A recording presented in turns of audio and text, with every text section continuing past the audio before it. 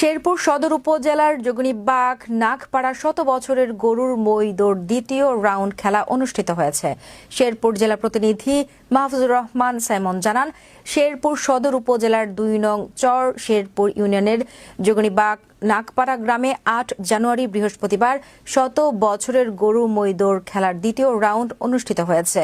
আব্দুল হালিম মানিক এর সভাপতিত্বে প্রধান অতিথি হিসেবে উপস্থিত ছিলেন ২ নং চর শেরপুর ইউনিয়নের জামাত ইসলামের সেক্রেটারি মোহাম্মদ আলী। উদ্বোধন করেন ২ নং চর শেরপুর ইউনিয়ন সুযোগ্য চেয়ারম্যান সেলিম রেজা। শেষ অতিথি হিসেবে উপস্থিত ছিলেন শফিকুল ইসলাম। অন্যান্যদের মাঝে উপস্থিত ছিলেন শাহানুর রহমান, ইলিয়াস উদ্দিন, মাহমুদুল হাসান।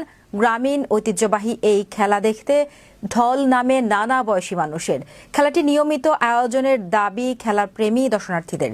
তবে একসময় গ্রামের আনন্দের অংশ ছিল গরুর মই দৌড় প্রতিযোগিতা। কৃষিজীবী ও শ্রমজীবী মানুষরাই খেলার দর্শক ও আয়োজক ছিল। কিন্তু সময়ের ব্যবধানে কালের বিবর্তনে খেলাটি বিলুপ্তপ্রায়। নিয়মিত আয়োজন না থাকলেও কমেনি এর জনপ্রিয়তা।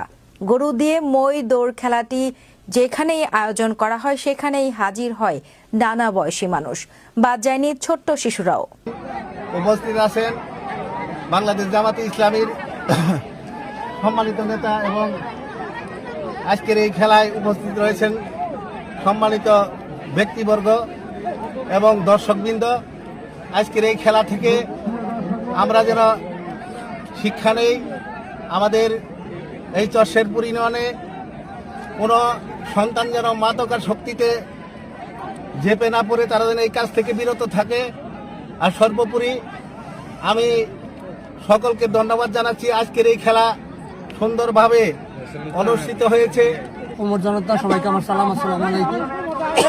আমার ক্ষেত্রে এই মই দৌড় খেলার অনুভূতিটা আসলে অন্যরকম। আমি বলতে গেলে আমি দৌড় খেলা দেখতে আসি। এই মই খেলা ঐতিহ্যবাহী একটা মই খেলা, আমাদের গ্রাম বাংলার ঐতিহ্যবাহী একটি খেলা। সেই খেলা ইতিমধ্যেই আমরা এই বিশেষ করে যারা ইয়ং যারা আছে, বিশেষ করে অতীতের যে খেলাগুলি ছিল হাডুডু খেলা,